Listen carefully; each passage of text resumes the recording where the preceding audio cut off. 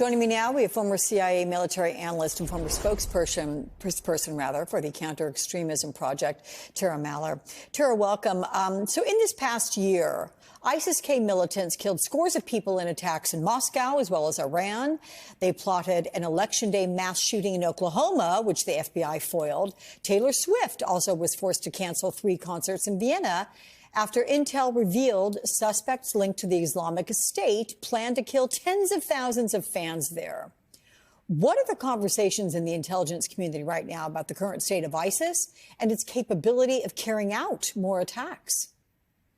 Unfortunately, what we've seen with ISIS is while the U.S. intelligence community, defense, global community have made a lot of substantial progress against the group and have taken back a lot of their territory, and so they no longer hold territory, they've still been able to extend their tentacles outward, and they've done this mostly through online. So while the landmass that they've actually controlled and the territory they've controlled has decreased substantially as they've lost strongholds in Iraq, they've lost strongholds in Syria, they've kind of spread out a bit and they've become a bit more decentralized in terms of location, but the reach is kind of infinite and borderless. And that's where we've seen this concern rise in the United States with homegrown terrorism that have links or connections to foreign groups.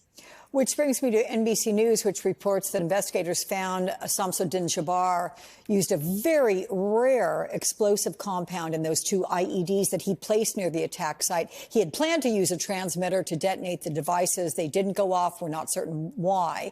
But officials say that the material he used, it's never been used in either a U.S. or European terror attack. How could Jabbar have known, first of all, about that compound and then how to actually make it? I mean, what does it indicate to you? I think that's a really interesting question. And I think one of the things that's going to give us a better sense of where on the spectrum this was in terms of ISIS directed, ISIS inspired.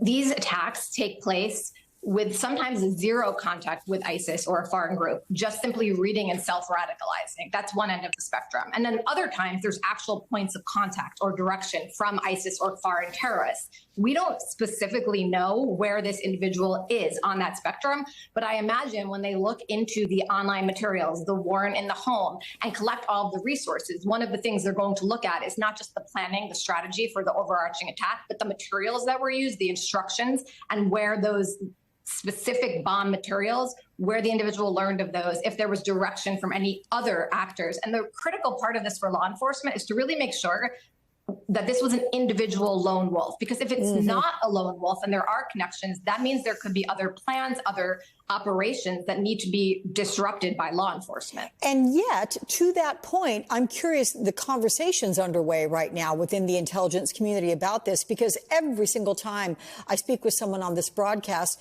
they talk about the difficulty of preventing the lone wolf. Right? It's almost easier to go after an organization. It's bigger, it's broader.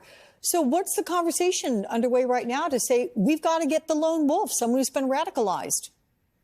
Yes, you basically focused on the central dilemma in these terrorist attacks. Obviously, we've been extraordinarily fortunate that since 9/11, we haven't had a mass-scale, large casualty attack.